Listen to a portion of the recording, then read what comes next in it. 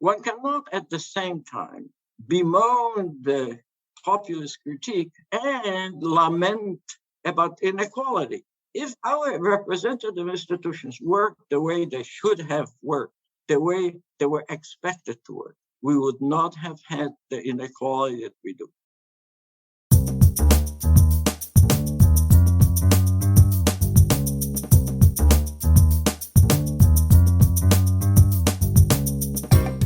You are listening to In Pursuit of Development with Dan Bannock.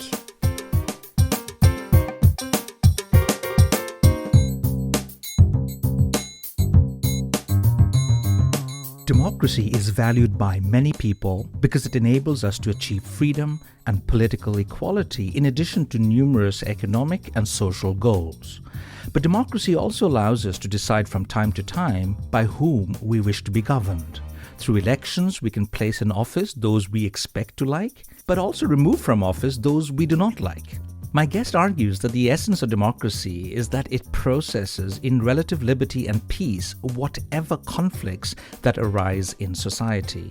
And elections are the main mechanism by which conflicts are managed. This is because elections generate temporary winners and losers designated by specific rules. Elections peacefully process conflicts when the losers do not find their defeat too painful and if they expect to have a reasonable chance of winning in the future. This also means that the winners do not inflict too much pain on the losers and do not foreclose the possibility of being removed from office. Adam Przeworski is Emeritus Professor of Politics at New York University and one of the world's foremost scholars on democracy. He has studied political regimes, democracy, autocracy, and their intermediate forms, the conditions under which regimes survive and change, as well as their consequences for economic development and income equality. Adam's latest book is Crises of Democracy, where he discusses the political situation in established democracies, places this in the context of past misadventures of democratic regimes, and speculates on the future of democracy. I hope you enjoy our conversation.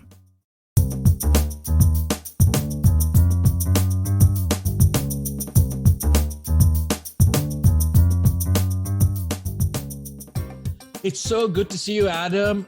Welcome to the show. I appreciate it. Let's start with a brief overview of how you, as one of the democracy gurus in the world, how you view democracy, because it is often assumed that democracy is of intrinsic value. We like the smell of democracy and freedom, but it also has instrumental value, that it leads leaders to actually understand what citizens want and demand, and therefore better address their needs. In much of your work, of course, you've operated with very succinct, precise definitions of democracy.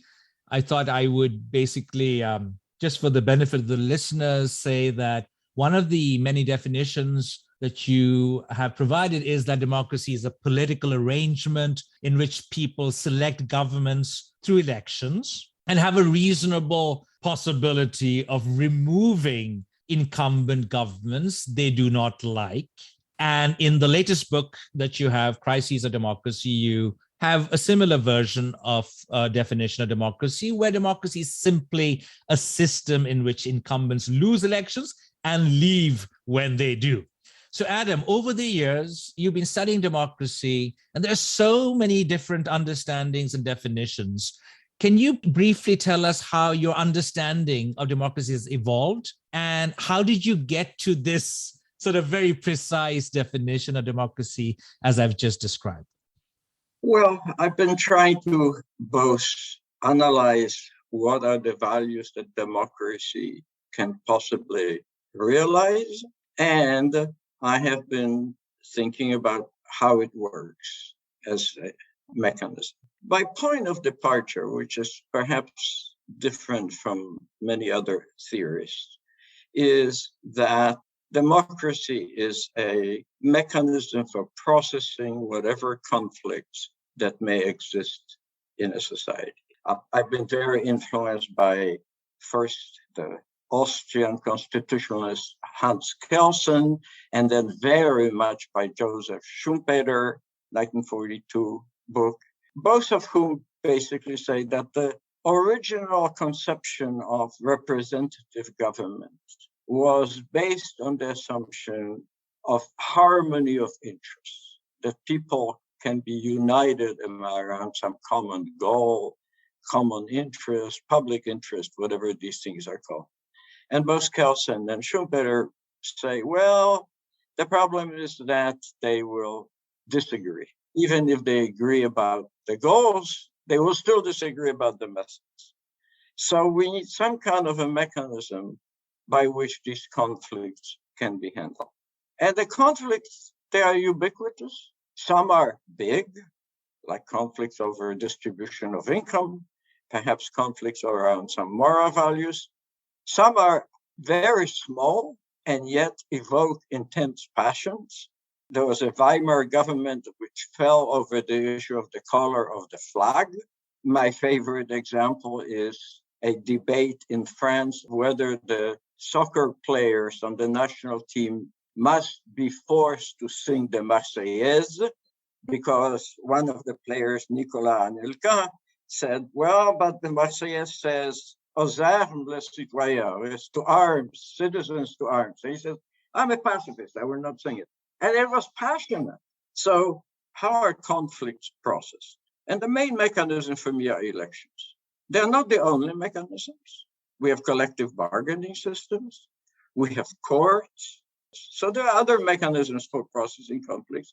But the main one in which, in principle, all citizens have an equal right, if not possibility, to participate are elections. So I started, one, trying to analyze how do elections process conflicts, under what conditions? And then, and this is my quote-unquote minimalist theory of democracy, I started asking, so what other goals can we expect elections to realize?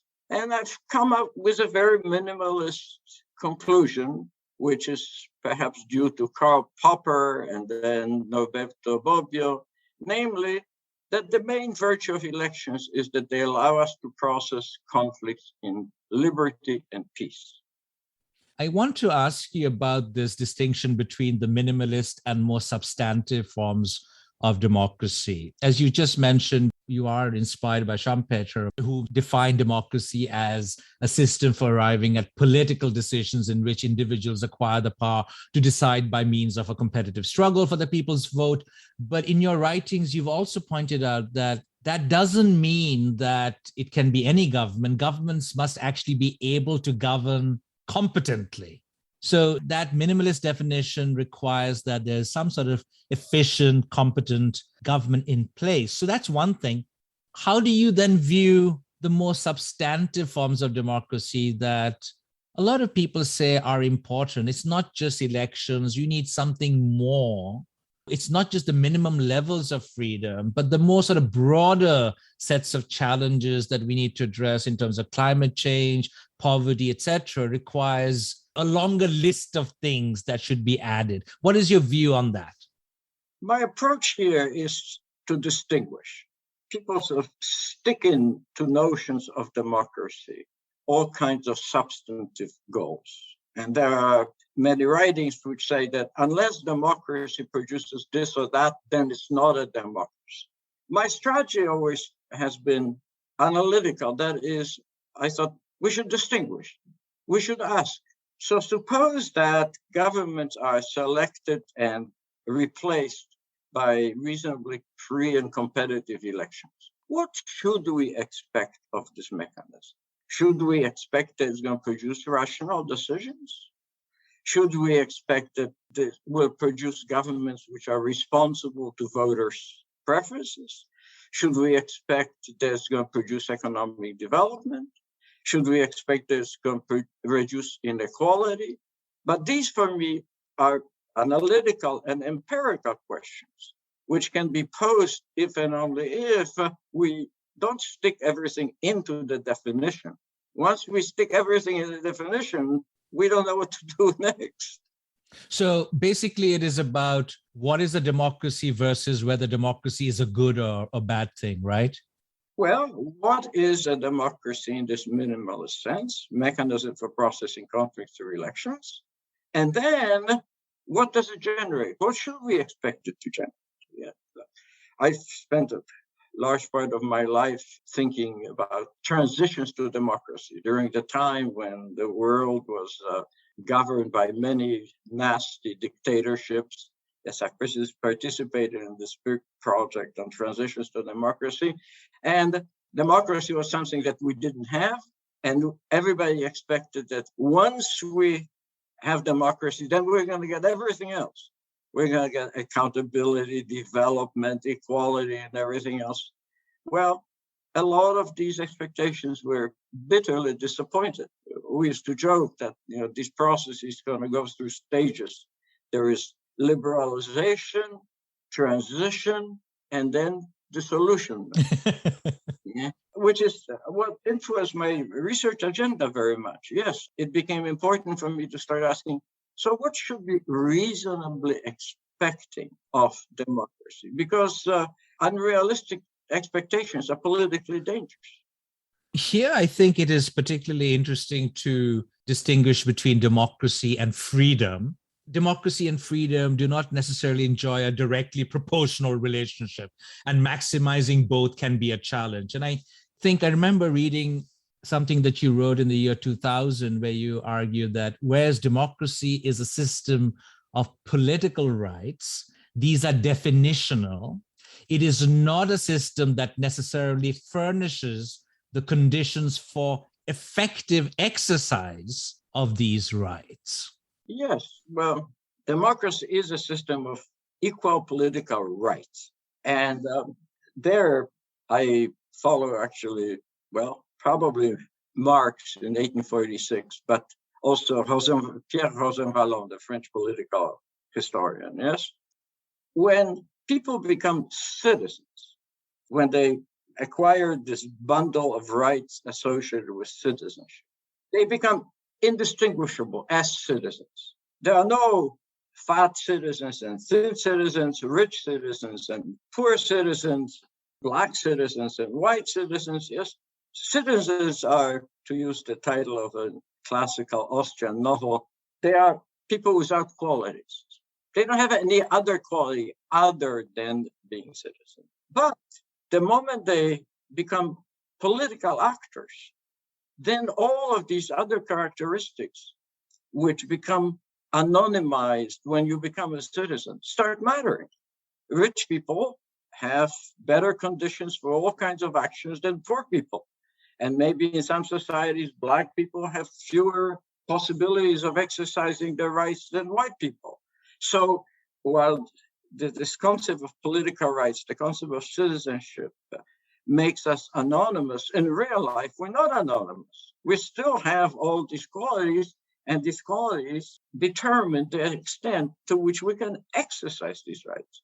There is a very nice book by Cass Sunstein and Stephen Holmes, The Cost of Rights.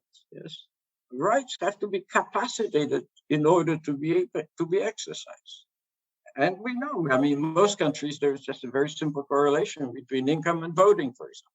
This reminds me of Isaiah Berlin's distinction between positive and negative liberty. That's correct. In many societies, it's not just enough to have a democracy, but to facilitate people to actually exercise those rights. There's education, health, jobs, etc. So those enabling conditions are important. Well, yeah, this is sort of the contradiction of liberalism. That is, you give everybody has political rights, and at the same time, liberals think that we should reduce the role of the state.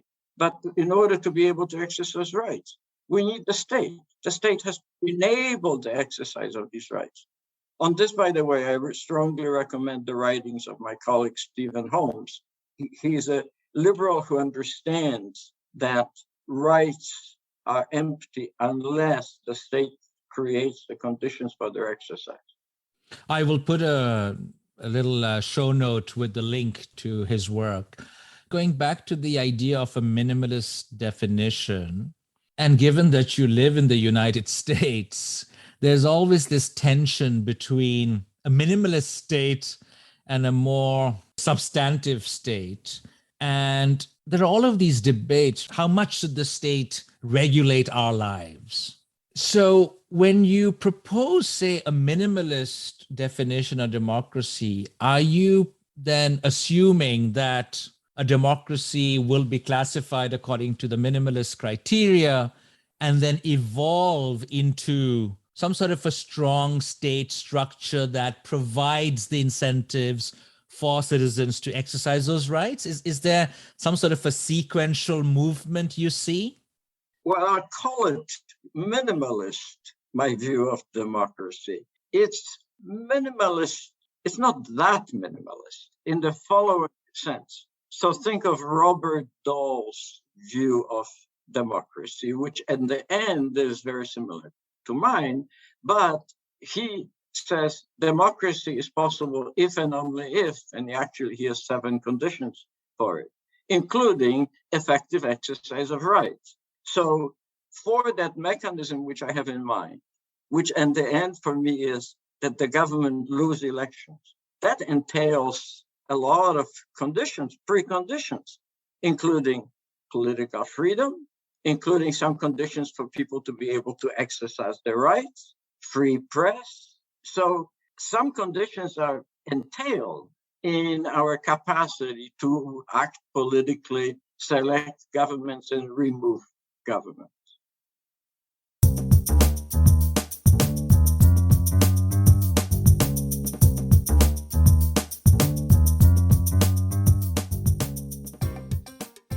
Talking about Dahl, one of my favorite pieces is one where he says that elections are not the start of a process, but the culmination of many rights that are gradually institutionalized, and that elections come towards the end of that process of institutionalization. Do you agree with that? Well, I completely agree with that. That actually goes back to Antonio Gramsci, the Italian Marxist, who says, the counting of the votes is only the final stage of a long process in which, et cetera, et cetera. Yes. So there are preconditions. This relationship between democracy and freedom, and Schumpeter is very good at it. He is on many other topics, yes. He says democracy may reinforce freedoms, but freedom is a precondition for democracy. Unless people are free to vote and free to exercise their rights, we cannot have democracy. So it's not as much of an effect as a condition for. In recent years, of course, some of the big problems or the debates on democracy has revolved around minority rights. And even as we speak, India, the world's largest electoral democracy, is struggling with that. And in your works, you've also referred to some of the debates that have been characterized as being illiberal democracy debates. I recall that you've written previously, I think in the book, The Crises of Democracy, you write that to govern effectively, governments must satisfy a majority and yet not ignore the views of intense minorities. How is that, in your view, playing out today? Where are the problems? Why is it that many large democracies face precisely that issue, consider that to be a big problem, to address the needs of these intense minorities? The question of why is it true today, I will immediately say, I don't know. I've spent my time on it. As you know, we do see people call backsliding, erosion, retrogression of democracies in some countries around the world.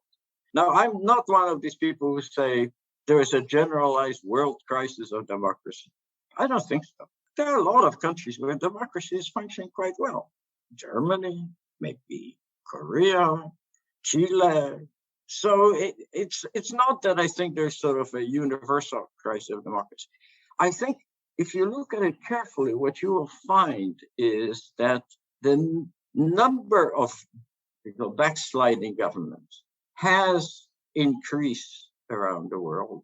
And political polarization, which inclines some political forces not to respect the results of elections, that phenomenon also increased in some countries around the world. So the number of such countries has increased recently, but it doesn't mean that the whole world is going in that direction. I don't know how technical I can be, but if you plotted the distribution of governments which are backsliding and not backsliding, I don't think that the average number has increased. I think that there kind of more of them exist at the tail of this distribution. And India is one of them, and my native country, Poland, is another one of them. I think we should distinguish two different situations. One is the backsliding governments, or quote-unquote populist governments. These are governments which are subverting democracy with the support of majorities. Majorities are getting either material or symbolic goods which people value, and people are willing to close their eyes to transgressions against democracy by the government in exchange for getting what they wanted. Scholar, political scientist at Yale, Milan Sfolik, has beautiful evidence about the United States in which he shows that voters are willing to tolerate democratic transgressions in exchange of getting desirable policy outcomes. So that's one type of situation. Another type of situation is that we're getting polarization, which means that losers of elections are not willing to tolerate electoral defeats resulting from application of existing rules. And the United States is obviously a primary example. What's going to happen in Brazil in a few months is very unclear. So there are kind of two dangers of democracy. One is quote-unquote populism, and two is quote-unquote polarization. So where do you see minority rights coming in here? Look, this language of minority rights is so much ideologically cloaked that unraveling it is not easy. What were the minority rights when the first republics, because they were not democracies, were created? What were the minorities? The minority rights were the rights of the properties. And the entire systems of representative governments were designed to protect the status quo by all kinds of super majoritarian or anti-majoritarian devices. And the status quo was private property of means of production and concentration of wealth in some hands. Now, when we say minority rights, we basically think in terms of, well, we used to think in terms of poor people who were never a minority. Then we thought of women who were never a minority, as they are 51% of the world population. But now we're beginning to think of smaller and smaller minorities, very often defined by the criteria of Americans, badly called diversity. Yes, basically our phenotypes, yes, skin colors and maybe sexual preferences, and so that language has completely evolved. Now, what is new in there is the concept of quote-unquote liberal democracy. And basically, what does that mean? People say elections are not enough. You also need quote-unquote something called rule of law. Pierre Vallon, their noisy proponent of this view. Some of the people you interviewed are also noisy proponents of this view, which basically says, Rosen Vallon says, I'm always quoting, these days we do not consider as a democracy a system which does not have some mechanisms of constraining majority, some anti-majoritarian or contra-majoritarian mechanisms. Now, that for me is pure ideology. It's the dominant ideology. Everybody uses this term. We need, quote unquote, the rule of law, and which means we need some super majoritarian or contra-majoritarian devices. Now, there are very good logical arguments that that is not necessary. And two, there is not a shred of evidence for that kind of assertion. I mean, the idea that more majoritarian systems, one, are more likely to violate minority rights, and two, as these people claim, that majoritarian governments lead to larger policy swings, there's not a shred of evidence in their support. Just think of it this way. Probably the most majoritarian system in the world until very recently is Sweden. Unicameral legislation, nobody can veto the decisions of the legislature. There was no judicial review. Sweden violates minority rights. Sweden has large swings in policy. And the same is true statistically, the best point I know. The claim that you need to constrain somehow from the outside the rule of majority in order to protect minority rights and in order to avoid policy swings is no foundation. That's pure ideology. Maybe there is quite a lot of focus on this democracy backsliding, or as my friend Larry Diamond calls it, democratic recession. And all of these reports by Freedom House, VDEM, and all of these reports saying basically that there are fewer democracies now than before, and we should be concerned. Some of this, of course, and I'd like to hear your views on this, is because of lower quality democracy. It's maybe setting the bar high and then saying that they have regressed, that there are certain things that they were doing well, they're not doing as well now. If I'm understanding you correctly, you're basically saying if you adopt the kind of minimalist definition of democracy as you do, then all of this talk about regression, recession, backsliding is not that important. Have I understood you correctly? No, look, I think it's important. I'm not saying that. I think that what's happened in Venezuela, Poland, Hungary, India, that's dangerous. It's dangerous to democracy. In what sense does it danger? I think that the erosion of democracy, whatever you call it, has two dimensions. One is that the incumbent governments basically make themselves impossible to be replaced. They take all kinds of steps, some obviously anti-democratic and some kind of that seem democratic, but which have the effect of just making it impossible for them to be replaced. Even if they lose elections like Maduro does, then they have a referendum which overrides the result of the election. Why is that dangerous? Well, because what is democracy? It is our capacity to choose the governments and then to remove the ones we don't like. So democracy is in danger because that capacity is in danger. And the second dimension, which is different, which is that these governments also increase their discretion in policymaking. That is, they begin to take decisions which previously they could not have been taken unilaterally, that previously required some elaborate process to be effective. So yes, so I think that the dangers are there. I just don't think that these dangers are universal. Mm-hmm. Spain has all kinds of conflicts, the Catalan conflict and whatnot. But it's a healthy, vibrant democracy. And so is Germany. So I don't think that's true everywhere. I don't know why it's occurring now, but let me make one observation, which is, so we have this populist critique, or populist onslaught. What is the populist onslaught?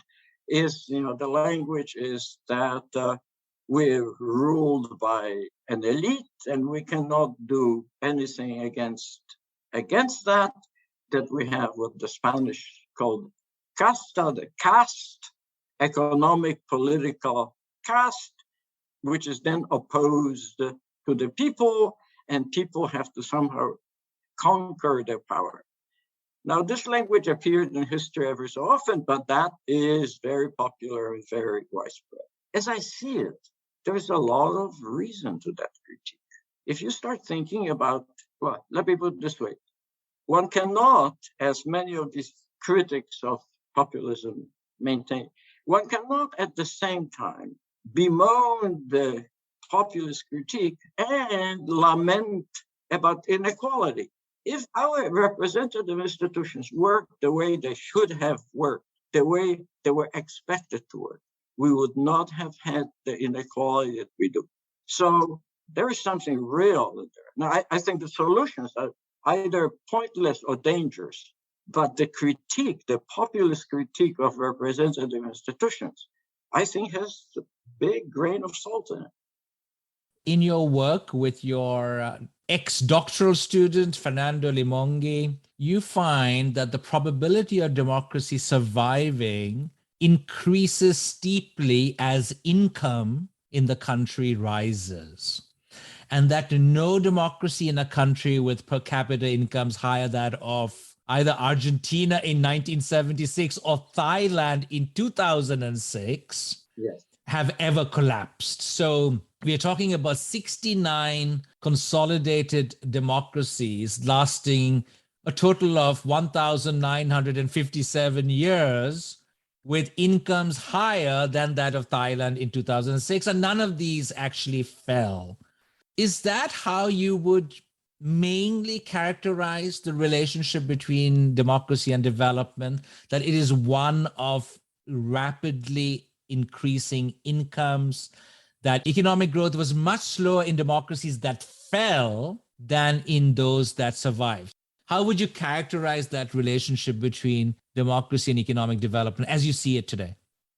This is a relationship which goes both ways, two ways. So one question is whether democracy is more likely to survive and to function peacefully in wealthier, more developed countries. That's one side of the question. The other side of the question is whether democracies are conducive to faster development. That is where there are two causal relations, from development to democracy and from democracy to development.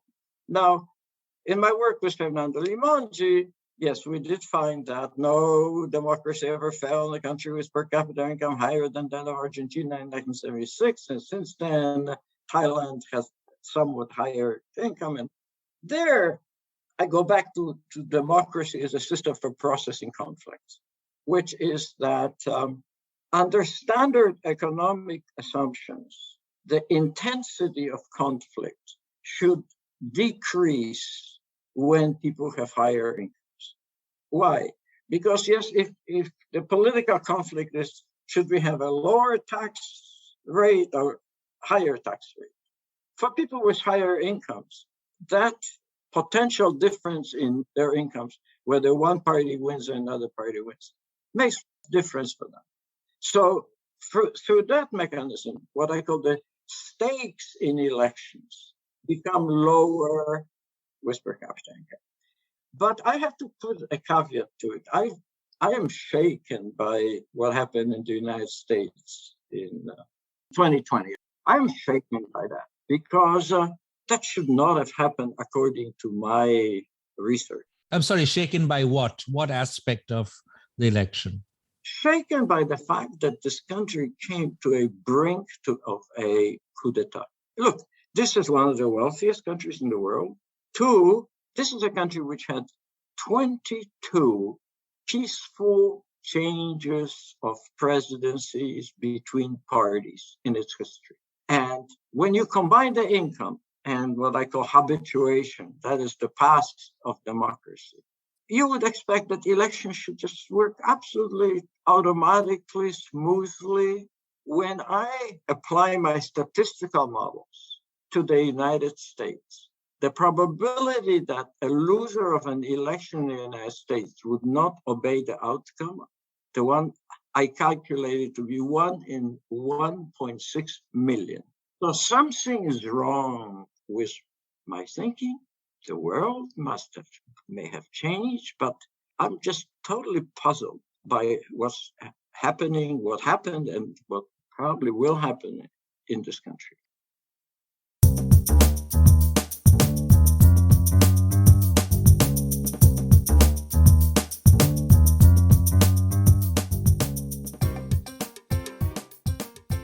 And It is fascinating to see every day new books coming out from former Trump administration officials, including the latest one by the defense secretary, the former defense secretary, about all the antics, all the efforts by Trump's administration to prevent him from making all of these very dictatorial decisions.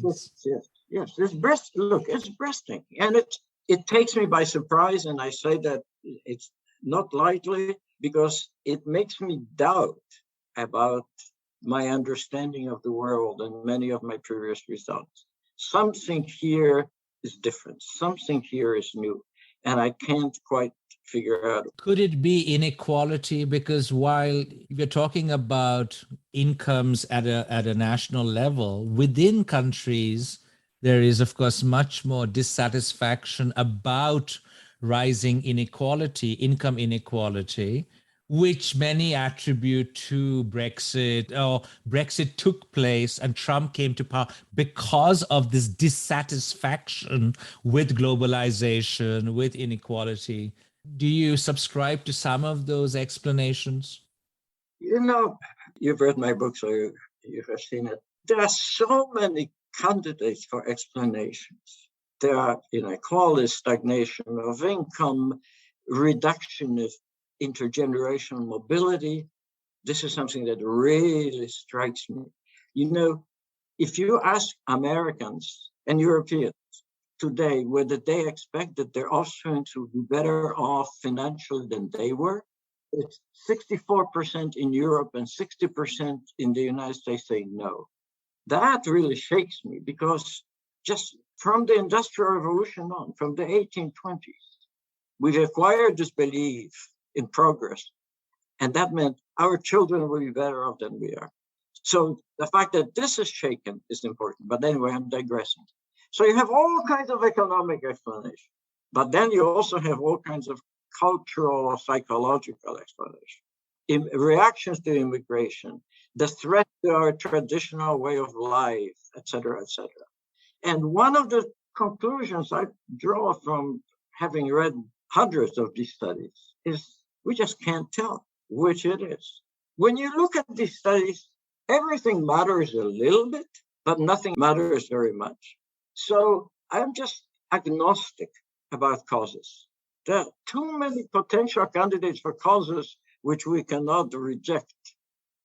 I want to return to this core idea that you've also mentioned here, but it's also in the book, democracy as a way of processing conflicts. I think there's something there that we could further delve into, because in the book you write about how political institutions manage conflicts in an orderly way by structuring the way social antagonisms are organized politically, absorbing whatever conflicts may threaten public order and regulating them according to some rules.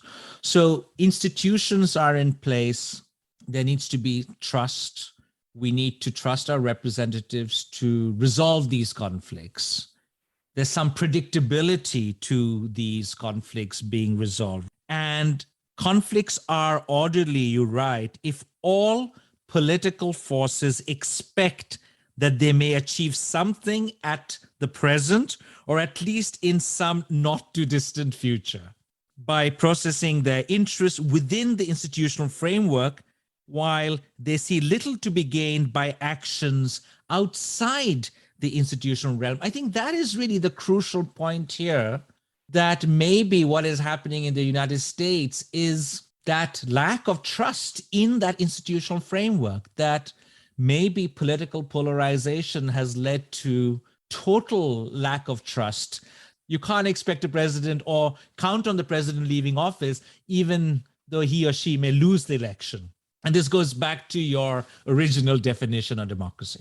I have to say that claim that I was really prescient, because when Trump got elected in 2016, very soon after, he said, the only possible way I could lose the next election is by fraud.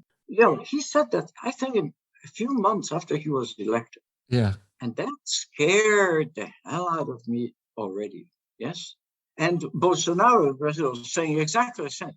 That really scared me. Why? Because that's precisely was kind of a bomb under the trust in the institutions that regulate conflict. I mean, Republicans today in the United States are in this kind of a paradoxical situation. At the same time, they say, elections were stolen. We cannot trust elections. Go and vote. I mean, this is what they're doing. And there was just an election in Georgia, primary election. That's exactly the language. Yes? But yes, they have undermined trust in the institutions. But there is another aspect to it, which for me is very important, which is in the passage that you've read. And that is the problem is that conflicts are not structured by intermediating institutions. And that mainly means political parties. We used to have political parties, and the political parties were pretty much vertical organizations. People express their demands, their dissatisfactions, their protests through the parties and the trade unions. And that's, I think, what has become eroded. This structuring of conflicts through the parties. So now conflicts are kind of between, quote unquote, the masses or the people or whatnot, and the politicians, not absorbed, structured through political parties. That's, I think, the most striking thing of Western Europe, that if you look at the electoral fates of the traditional parties, center-left and center-right, they have really been weakened. So I think things have become kind of fragmented and chaotic.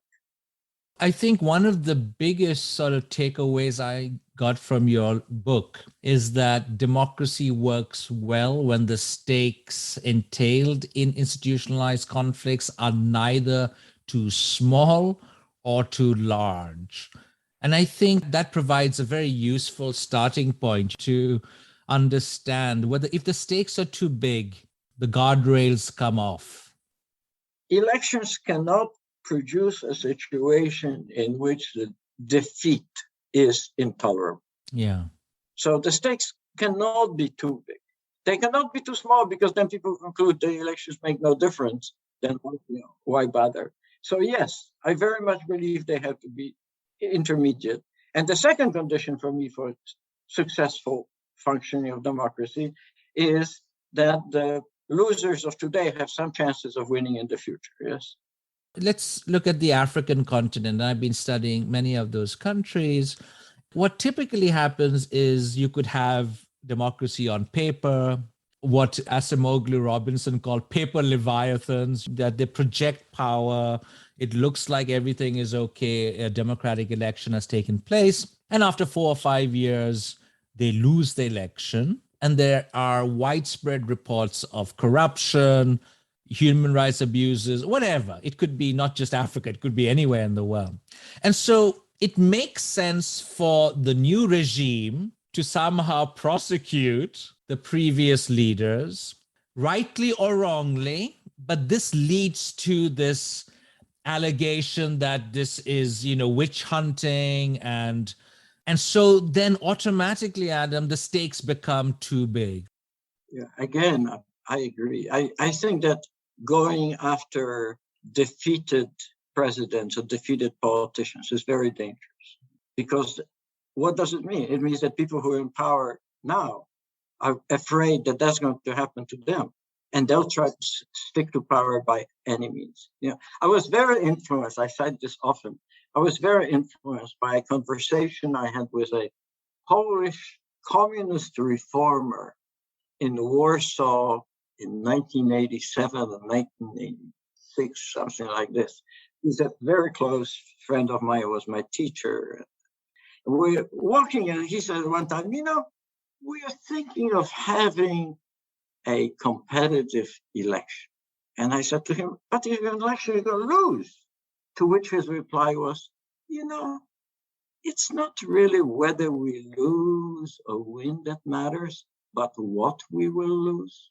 And he meant, doesn't mean that we're going to be killed, go to jail, that our property will be confiscated, or does it just mean that we're going to go into opposition and continue our political and private activities? Yes. unless you have that expectation, the expectation that if you lose, nothing much is going to happen to you. Unless you have the expectation, democracy cannot work.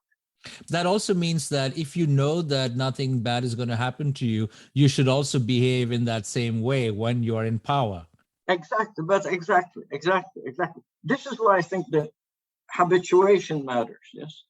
Because, if you've been in power for a long time and then allow yourself to have an election, you don't know if you lose, you don't know what these other people are going to do to you. I mean, think of Putin, right? Even before the war. He could not lose any election, because if you lost an election, he'd be thrown out through the window, yes? So the incentive of staying on is greater when you are threatened. That's exactly right. This is why I think the stakes cannot be too large, yeah. You mentioned Poland, and Poland, of course, frequently crops up in these debates on democratic recession, backsliding, together with Hungary and many other countries. When you think about your childhood, I saw a tweet where you, in February of this year, said you recall when you were 4 years old, a bomb falling. I don't know where in Poland it was. I believe it is Warsaw. Yes. When you saw what is happening, and when you see what's happening in the Ukraine, that you were reminded of something similar. So this brings me to the final set of issues about whether democracy is really in a crisis. You argue that, well, we need to first be clear what constitutes a crisis. Is there like a checklist? So if you could first say something about what should we be looking for? Is there a 1 to 10 sort of checklist that we could tick off and say, if this country is doing this and that, this is heading towards a crisis? Is there a universal kind of an idea in your view of what a crisis should look like? Well, there is a sort of a checklist that in my book, I create a selective checklist of that kind, yes. Well, I think that it's important that there be institutions that absorb and process conflict. And more than that, these institutions have to be able to discipline their supporters. That is, yes, they have to be able to say, come and do it, but they also have to come and be able to say, don't do it anymore. Yeah. That is, they have to be able to demobilize, not only mobilize, because otherwise you can have sort of a genie coming out of a bottle that's no longer controllable, which may be happening with Trump in the United States. Yes. So I think that that's a very important indication. My understanding, Adam, when I study development and democracy, is that there is so high expectations in many parts of the world, and this goes back to how we started the conversation, on what democracy will bring. There is the idea that any transition from a non-democratic setup to a democracy is going to usher in development, is going to usher in progress. Lives are going to be radically changed.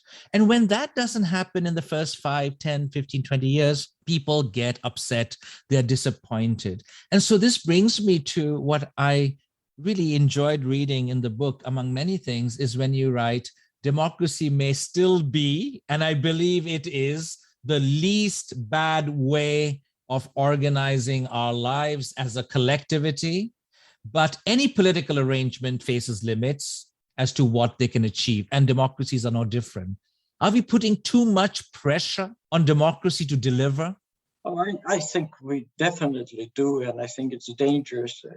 My political agenda, I have a little book which is called Why Bother with Elections, that was actually translated in about 10 languages.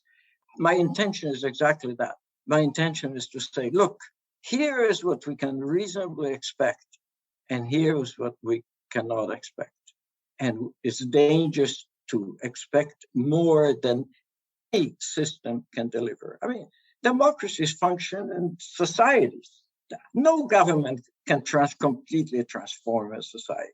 The limitations are there. For one, democracies function in capitalist societies, and the power of economic entities cannot be ignored. The political power of, quote unquote, the market cannot be ignored. Every government has to anticipate. So there are limits to what democracy can achieve. And some function better and some function worse, yes. But it's within those limits. I'm even more kind of a little bit maybe cynical. People tend to blame governments for everything. When they're unhappy about something, often they say, "Oh, it's the government," even though it may have nothing to do with the government, or there are things about which governments can do nothing. Okay, so yes, cool of expectations, which doesn't mean that we should close our eyes to reforms that are possible. I'm not saying just be passive, accept things as they are. We have to constantly think about how to improve democracies. What about Poland? What is the future of democracy in Poland? I think that the future of democracy in Poland is that it's going to huff and puff, but nothing dramatic is going to occur. And there, the influence of Europe is very important. Europe just forced Poland to dismantle sort of the nasty institutions through which the government was trying to control judges. Poland is facing a choice of being in Europe, not being in Europe. And the constraint of being in Europe is so strong that they cannot go too far.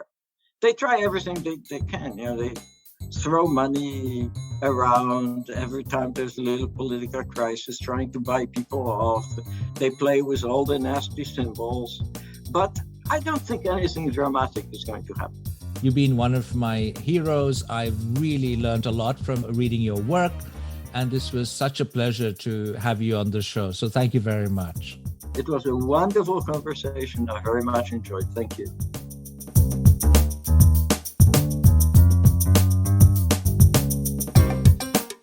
If you enjoyed this conversation, please spread the news among friends and colleagues and share the link to the podcast on social media. You can tag us on Twitter at GlobalDevPod and Dan Bannock.